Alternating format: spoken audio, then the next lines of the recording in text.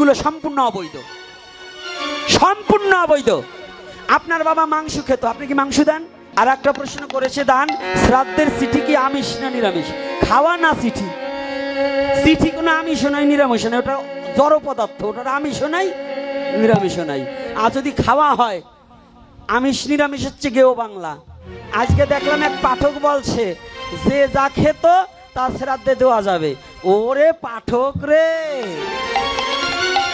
মানে ও মনে হয় গোপনে গোপনে ডুবে ডুবে 2-4 কুড়ি খায়।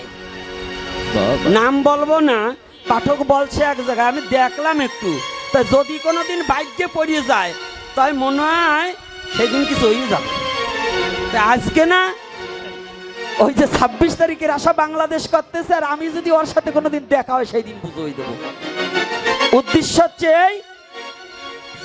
কোনোদিনও মা বাবার মৃত্যু দিনে শ্রাদ্ধের কাজে বলে আমিষ দেয় না। এই শ্রাদ্ধের মধ্যে মাছ পুড়াইয়ে দেয় না? এই নমস্কৃত জাতি কি দেয় কিনা? কথা বলেন না কেন? এগুলো সম্পূর্ণ অবৈধ, সম্পূর্ণ অবৈধ। আপনার বাবা মাংস খেত, আপনি কি মাংস দেন? আপনার মনে করেন, আমার কথাই বলে আপনাকে দিক দেব না, যে হারামজাদাগুলো বলে যে যার বাবা যা খাইতো তাই দেওয়া যায়, আমার বাবার মনে করেন, আমার বাবার মতো আমার কাছে এত বড় শ্রদ্ধার পাত্র কেউ নাই, কিন্তু মনে করার কথা বলছি একটা গল্প দিয়ে। কারো বাবার যদি চরিত্র লুজ থাকে, সে মনে করেন নিষিদ্ধ পল্লীতে যায়, তো ওই দিনকে কি নিষিদ্ধ পল্লীর লোকজন আইনে কি হয়েছে যারা খাবার যাবে তাকে কাছে দেবে নাকি? হ্যাঁ, বদমাশগুলো এই ধর্মটাকে শেষ করার জন্য এই খারাপ কথাগুলোকে ছড়ায়। এই কথা থেকে ফিরে আসুন, আর আমরা কুসংস্কার মানব না। মা বাবার শ্রাদ্ধে আমিষ দান করা বৈধ নয়, এটা সম্পূর্ণ অবৈধ, সম্পূর্ণ অবৈধ।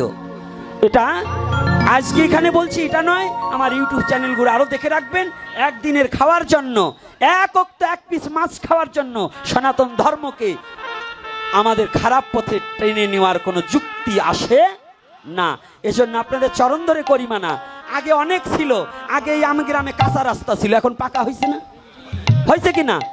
আগে কি খাইতাম, এখন নমসূতের ছেলে শাস্ত্র দেখা দেখতেছে। আগে নমসূতের ছেলেরা বিদ্বান ছিল না, তাই চরণ ধরে করি মানা। আমরা শাস্ত্র অধ্যয়ন করব, শাস্ত্রের নীতি নির্দেশনা মানব, মন কল্পিত কারো কথা শুনবো না। জয় নিতাই, জয় গৌর হরি বল।